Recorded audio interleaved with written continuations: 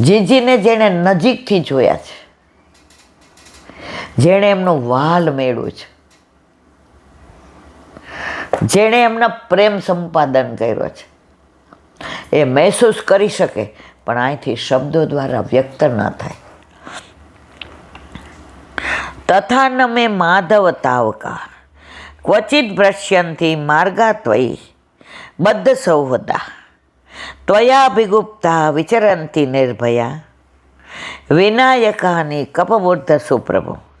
જેમણે પોતાના આધાર તરીકે પ્રભુને સ્વીકારી લીધા જ તેઓ વિઘ્નોની સેનોના માથા પર પગ મૂકે વિઘ્નોને તરી જાય છે. એને કોઈ મુશ્કેલી હોય તો એને નડતી નથી. તેનું કદી જગતમાં પતન થતું નથી, કારણ કે તેમને સબળ અવલંબન કોનું મળ્યું? ઠાકોરજીનું. જે ખોટું દ્રવ્ય લેતા નથી, જે ભક્તિ વેચતા નથી, જે સત્સંગના પૈસા લેતા નથી, જેને ઠાકોરજી જ પોતાનું સર્વસ્વ છે, એનું ક્યારેય પતન થતું નથી. આમ દેવો ભગવાનની સ્તુતિ કરતા 37મા શ્લોકમાં નિર્ણય કરે છે.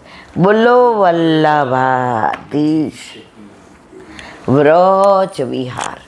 નવનીત પ્રિય શાસ્ત્રીને ભગવત સ્મરણ. અત્યારે ગોકુળના મહાત્મ્યનું ઓથેન્ટિક, જો નવનીત પ્રિય શાસ્ત્રીને ભગવત સ્મરણ, એમણે જે પણ કાંઈ કહ્યું છે ગ્રંથોના આધારે ઓથેન્ટિક, એટલે એમના ગ્રંથમાંથી આપણને બધું ઓથેન્ટિક જ મળે.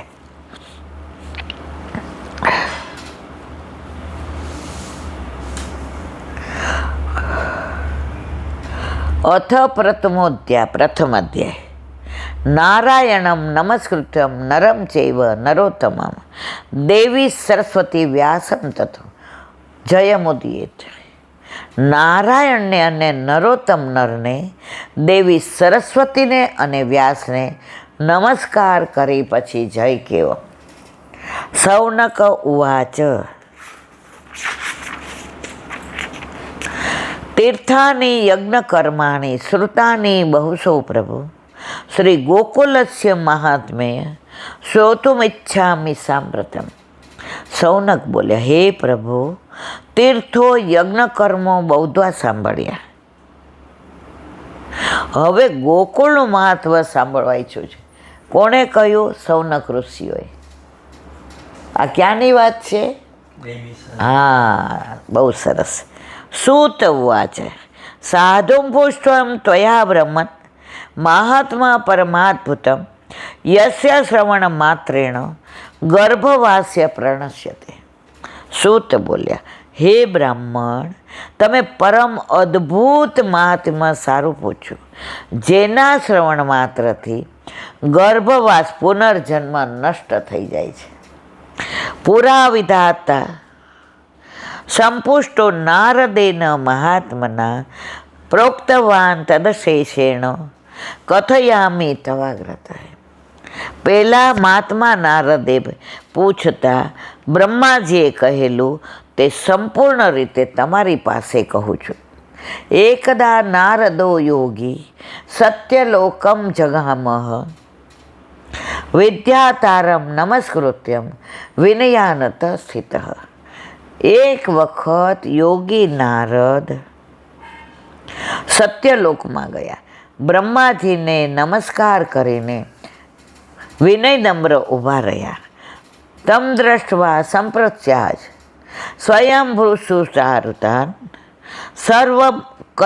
સર્વ કથઈ મે વત્સ યદર્ત્વા વિમાગત. તેમને જોઈને સ્વયંભૂ ચતુર્મુખ બ્રહ્મા હસીને બોલ્યા, હે વત્સ. બ્રહ્માજી એમના પિતા છે, નારદજીના. એટલે બ્રહ્માજીએ શું કહ્યું? હે વત્સ, તું જે માટે અહીં આવ્યો છે તે બધું મને કહે. બોલો વલ્લભાધીશ. તરણમ મધુરમ. મધુરાષ્ટક.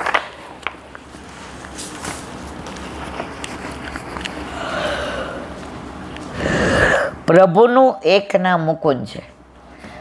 વલ્લભે પેલી પરિક્રમા કરતા ગોકુળ ઠકરાણી ઘાટે આવ્યા અને જે યમનાષ્ટક પ્રગટ કર્યું એમાં મુકુંદ ભગવાનનું નામ મુકુંદ રતિ વરે. મુકુંદ ભગવાનનો સ્વભાવ એવો મુક્તિ આપે, પણ યમુનાજીએ સ્વભાવ સુધારીને ભક્તિવાળો કરી દીધો.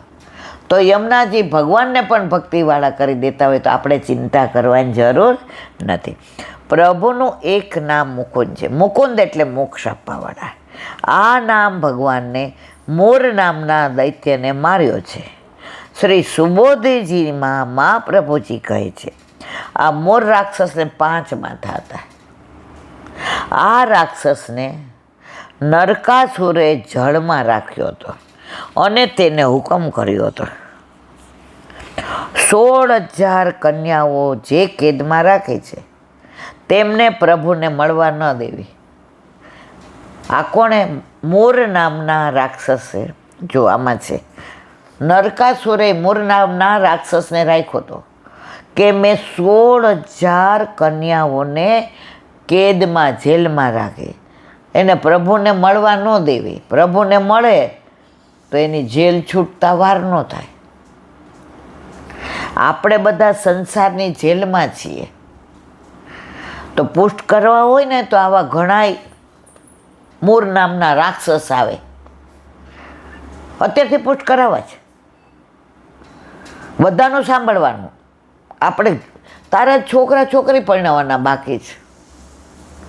હજી તાર વાત વ્યવહાર ઈલાબેન તો બોલે, જો ભગવાનથી દૂર રાખે છે ને. અને ઘણા એમ કે લે તું તો જો સનાત થઈ જઈશ, પ્રભુ તાર ઘર પધારે છે. પુષ્ટ કરાવીને આવે એટલે નજર ઉતારજે હો, કોઈ નજર ન પડે.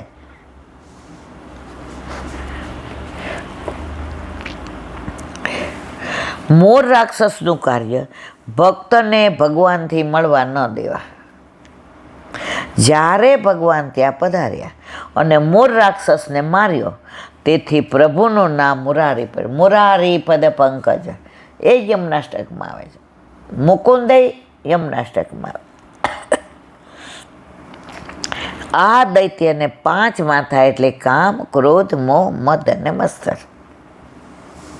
શ્રી મહાપ્રભુજી કહે છે, આ રાક્ષસો મર્યા નહીં, પણ દરેક ભક્તના હૃદયમાં છુપાઈને બેઠા છે. કોઈક વાર આપણને અભિમાન આવી જાય, કોઈક વાર ઈર્ષા તો બહુ થાય બધાને. પ્રભુ બધું માફ કરી લે, પણ કોઈને ઈર્ષા કરો ને એ ન કરે. ઈર્ષા તો એવી થાય કે એની ખોટી ખોટી વાતોય કરીએ. જો ભગવાન આજે જે વ્યક્તિનું તમે પાછળથી ખોદો છો, જે વ્યક્તિ માટે તમે ખરાબ બોલો છો, જે વ્યક્તિને તમે ઉતારી પાડવાનો પ્રયત્ન કરો છો, જે વ્યક્તિ માટે ખોટા શબ્દોનો ઉપયોગ કરો છો, તમે એવું માનો છો આ ઠાકોરજી બધું સહી લે? પણ પ્રભુએ આપણા જીવનમાં કીધું તું ચિંતા કરમાં.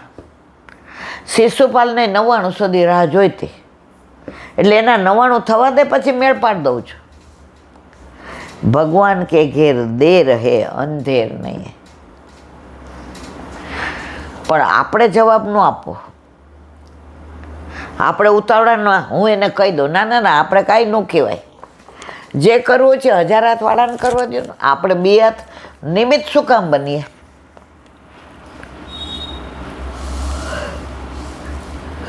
આ રાક્ષસનું કાર્ય કામ, ક્રોધ, મોહ, મદ, મત્સર આ તેનું કામ છે.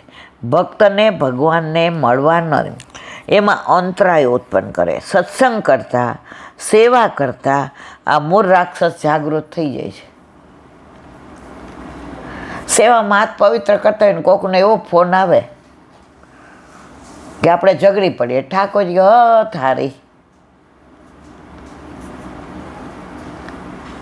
બોમ્બેમાં એક વૈષ્ણવ છે ને, મોટા શેરનું બધું કરે, હવે છે કે નહીં મને ખબર નહીં. તો ત્યારે લેન્ડલાઇન નહોતા, આ હતા પહેલાં. અરે લેન્ડલાઇન હતા, મોબાઈલ નહોતા. તો ત્યારે તો બંધ કરવું હોય તો શું કરે? રિસીવર મૂકી દે નીચે, એટલે ઓલું એંગેજ જ આવે. એટલે એનો દીકરો મોટો થયો ને કે પપ્પા અમે છીએ ને કરી લેશું વાત. એ કે તો તું જુદો થઈ જા. મારા પ્રભુ જ્યાં સુધી હું મારા પ્રભુ પાસે છું, મારા પ્રભુ મારી પાસે છે, ત્યાં સુધી આ અંતરાય મારે નથી જોઈતો. પછી 12 સવા 12 બહાર આવે ને એટલે મૂકે, અરે શેઠ તમે આમ તેમ, તમારે કેટલી ખોટ ગઈ. એ કે તને ક્યાં ખબર મને કેટલો લાભ થયો છે. પણ પ્રભુએ ક્યારે એની સાથે અન્યાય નથી કર્યો. એ એંગેજ હોય ત્યારે ફાવી જ ગયા હોય, પણ આપણને એવો વિશ્વાસ નથી. એક વૈષ્ણવમાં મોબાઈલ રાખે ને ઠાકોરજીને સ્નાન કરાવતા જઈને કોઈનો મોબાઈલ આવે ને એટલે આમ કરીને સ્પીકરમાં, હા બોલો. એ કે બોલો શું કહેતા હતા, જોરથી કરજો, બોલજો, હું સ્પીકર હે. તમારી પ્રભુને તમે શિંગાર કરો અને તમે આ કરો છો. પ્રભુ પાસે હો ત્યારે પ્રભુના, અને સંસાર પાસે હોય ને તો સંસારના ન થતા,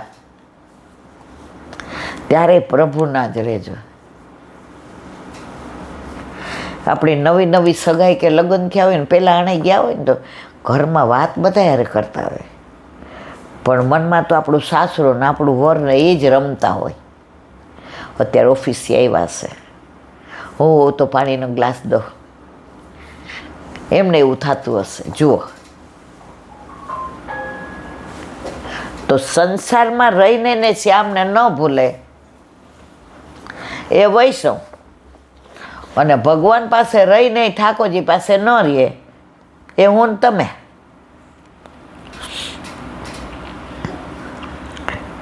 આ મુકુંદ ભગવાને અનેક આત્માઓને જેઓએ મોક્ષ પ્રાપ્તિ માટે કઠિન સાધનાઓ કરી, સર્વ વૈભવનો ત્યાગ કરી, તપસ્યા થકી સર્વ કર્મોથી મુક્ત થયા, ત્યારે મુકુંદ ભગવાને તેમને સંસારમાંથી તાર્યા. પણ વ્રજ ભક્તોને કઠિન સાધનાથી નહીં, પણ દરેક પ્રકારની આનંદ લીલા કરતાં કરતાં જન્મો જન્મના બંધનમાંથી તાર્યા. અને મોક્ષથી પણ વિશેષ ફળ કહેવાય, કારણ કે તેઓએ પ્રભુ પોતાની પાસે હંમેશ માટે લીલામાં સ્થાપ્યા. પ્રભુનું રાસલીલામાં તરવું અને તારવું એ મધુર છે. શ્રી કૃષ્ણ પ્રભુ એમને જ ભવસાગર પાર લગાવે છે જેઓને પ્રભુમાં તન્મયતા હોય, આશ્રય હોય, અને તેમની તન્મયતા પ્રેમ ભાવથી કે વેરભાવથી થયેલી હોય. તરણમ પ્લવમ યમુના જલે વ્રજસ્થિતિ, વ્રજની વ્રજાંગનાઓ સહિત યમુના જળમાં તરબોળ થવું, પુષ્ટ થવું એને તરણમ કહે છે. મહારાસ નૃત્ય સંપન્ન થયા પછી ગોપીઓના થાક ઉતારવાના હેતુથી શ્રી કૃષ્ણએ યમુના જળમાં પ્રવેશ કરી તરણ વિહાર કરી અને નૌકા વિહાર પણ કર્યો. ભગવાનની પ્રિય ગોપીઓએ તે સમયે ભગવાનને જોઈને મુસ્કરાયા અને તેમના ઉપર યમુના જળની છાલક મારતી હતી. શ્રી મહાપ્રભુજી શ્રી ઠાકોરજીને જળ ક્રીડાથી આનંદ થયેલા જોઈ આ અષ્ટકમાં આપશ્રીએ કહ્યું, તરણમ મધુરમ. બોલો વલ્લભાધીશ કી જય. દયારામભાઈના ચંદ્રાવલા.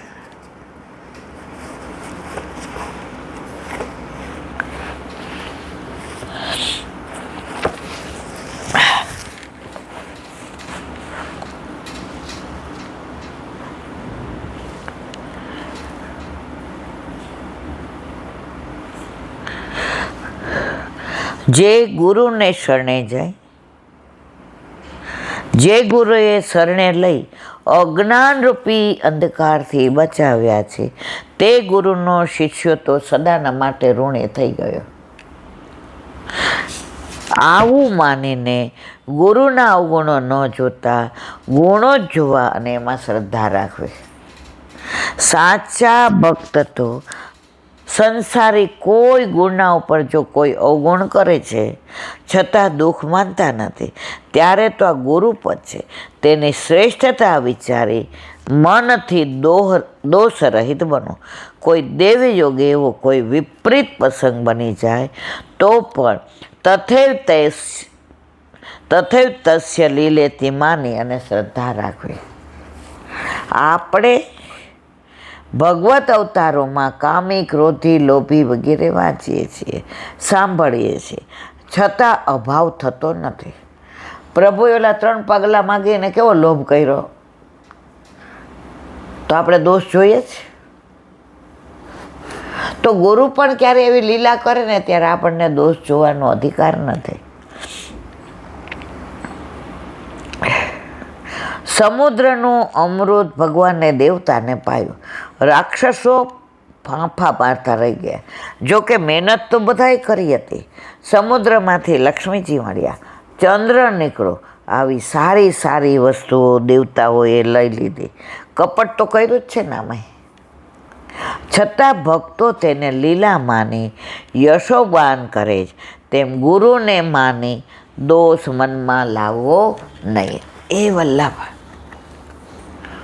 પુષ્ટિ માર્ગમાં શ્રી મહાપ્રભુજીએ જીવની કરણી સામે જોઈ. પ્રભુ આપણા વલ્લભે કરણી સામે જોયું કે આપણે કેવા છે. તો આપણને બ્રહ્મ સંબંધ આપે, ઠાકોરજી પુષ્ટ કરાવી દે. આપણા દોષ ગોવલ્લભ ગોપીજન વલ્લભ કીર્તન છે. એમાં હવે જેટલી આ વરસાદની બૌછાર પડે ને એ કદાચ ગણી શકાય. આ રજની રેણુકા કદાચ ગણી શકાય, પણ આપણા દોષ ગણી ન શકાય. એટલા છે છતાંય પ્રભુએ આપણા દોષ સામો જોયું નથી. શ્રી ગુસાઈજી શરણે આવે તેહી માળા પેરામણી હોય ત્યારે કીર્તન ગવાય. ગુસાઈજી શરણ આયે સોહી જન તારે, શરણ આયે સોહી જન તારે. શરણે આવે તેહી તારે જે જન. તે મુજબ કોઈ શરણે આવ્યા તો તેનો ઉદ્ધાર કર્યા વિનાર. ઓલા રૂપ મોરારીદાસ શિકાર કરીને આવ્યા, લોહી લોહાણ કપડા હતા. ગુસાઈજી કે આનો ગુરુ જે રાજ આનો ઉદ્ધાર થાય એ કે આ સ્નાન કરીને મારી કપડાં પહેરીને આવ, મારા વસ્ત્રો જાત. આપી દીધું બ્રહ્મ સંબંધ. દોસામું જોયું હોત તો લીએ ને.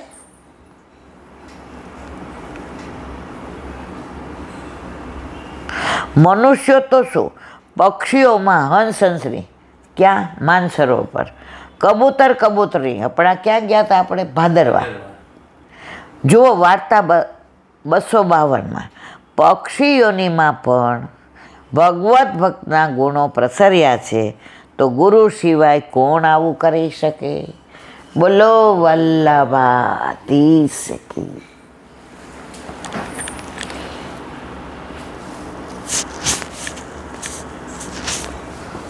શ્રી વલ્લભાધીશ કી. સુબોધે નીચેનું પાન વલ્લભ કરાવે તો થાય, અને સ્પર્શ કરવો આપણા બસની વાત નથી.